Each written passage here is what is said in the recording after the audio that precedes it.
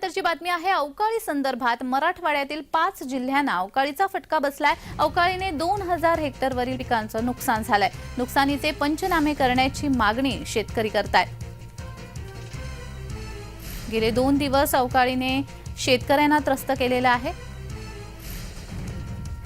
तर या संदर्भात अधिक माहिती देण्यासाठी आमचे प्रतिनिधी विजय चिडे हे आपल्याशी फोनद्वारे जोडले गेले आहेत। विजय, अवकाळीमुळे 5 जिल्ह्यांना मराठवाड्यातला नुकसान झालेलं आहे। जवळपास 2000 हेक्टरवरील पिकांचं नुकसान झालंय। अधिकची माहिती।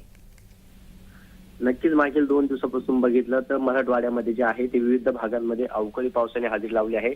त्यामध्ये वादळी वाऱ्यासह गारपीट देखील झाली। त्यामुळे बघितलं तर रब्बीचे जे पीक आहे ती संपूर्ण जमीनदोस्त झाली। गहू असेल, हरभरा असेल, बाजरी असेल, उन्हाळी, त्याचबरोबर फळबागांचं देखील मोठं नुकसान झालं आहे। सर्व मिळून जर बघितलं तर मराठवाड्यातील छत्रपती संभाजीनगर, जालना, हिंगोली आणि परभणी, नांदेड या जिल्ह्यांमध्ये जर बघितलं तर गारीच्या तडाख्यामुळे जवळपास 2000 हेक्टरवरील पिके जे आहे त्याचं नुकसान झालंय। आता जे प्रशासनाने आता शेतकऱ्याच्या बांधावर येऊन शेतकऱ्याचे पंचनामे करून शेतकऱ्यांना तात्काळ आर्थिक मदत जाहीर करावी अशी मागणी आता नुकसानग्रस्त शेतकऱ्यांतून वाटणे पाहायला मिळत आहे।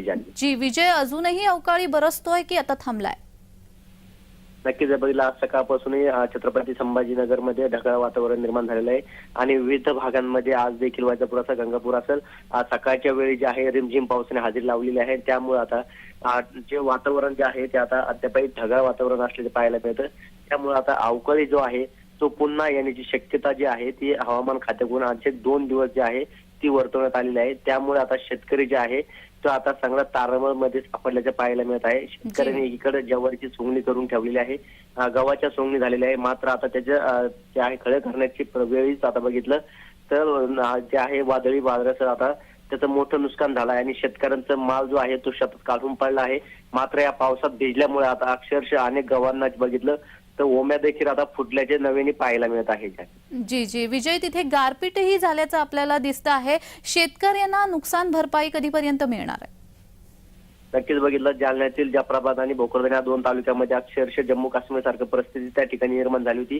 त्या ठिकाणी अक्षरशः 1 फुटापर्यंत जे आहे ते गारीचा थर त्या ठिकाणी निर्माण झाला होता। त्यामुळे त्या ठिकाणची फळबाग असेल, द्राक्ष असेल, तसेच रब्बीचे जे पिके आहे त्यांचं देखील मोठं नुकसान झालं आहे। आता प्रशासनाच्या वतीने पंचनामे सुरू करण्यात आलेले आहे, मात्र आता ती मदत केव्हा मिळणार हे पाहणं देखील तितकंच महत्त्वाचं ठरणार आहे। जी जी, धन्यवाद विजय, तुम्ही दिलेल्या सविस्तर माहितीसाठी।